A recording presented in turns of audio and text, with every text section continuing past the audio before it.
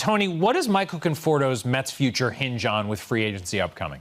Well, like anything, it's A, how many other teams are interested, but B, where are the Mets going to allocate their dollars? I do think they need to allocate significant amounts to an outfielder. They need pitching, obviously, but they're also going to need an outfielder. Right now, on the 40-man roster guaranteed to come back is just Brandon Nimmo and Khalil Lee. Those are the only natural outfielders, if you don't count Dom Smith, Jeff McNeil, as natural outfielders. So they do need to spend in that area. They will obviously have interest in Michael Conforto no matter the price. And I do think it's pretty much an inevitability that Michael Conforto becomes a free agent. So then it becomes, what does that contract look like? Is it a George Springer type deal? You know that's what Scott Boras is going to want.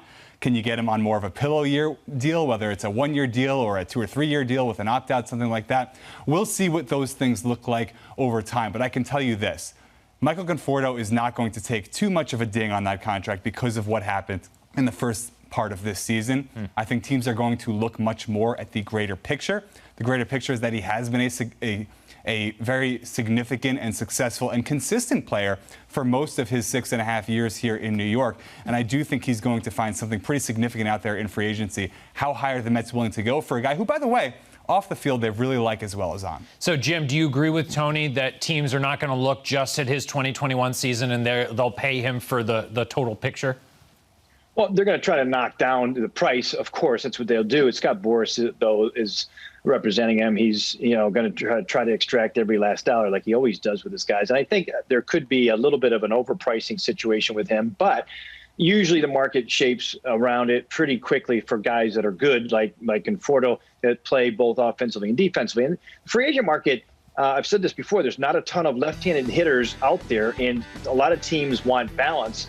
And to add a left-handed bat, see Conforto and Schwarber, and Conforto by far is a better defender. So, you get caught in that mix. You don't want to get caught in the mix with what the Yankees have, where they're two right-handed.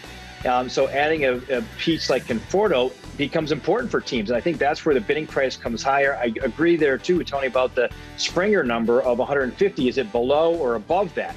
And, I think that you're going to try to start with a number around where J.D. Martinez was a couple years ago, 5 at, 110 or 115. I don't think that gets it done. And, Martinez was solely a DH at that point. And I could see it creeping up close to, or if not, right around the Springer number. I don't personally think it would be more than Springer, and if it was, that's where I would probably bow out. So I think that I think of all of the free agents out there, he's the most interesting of them all.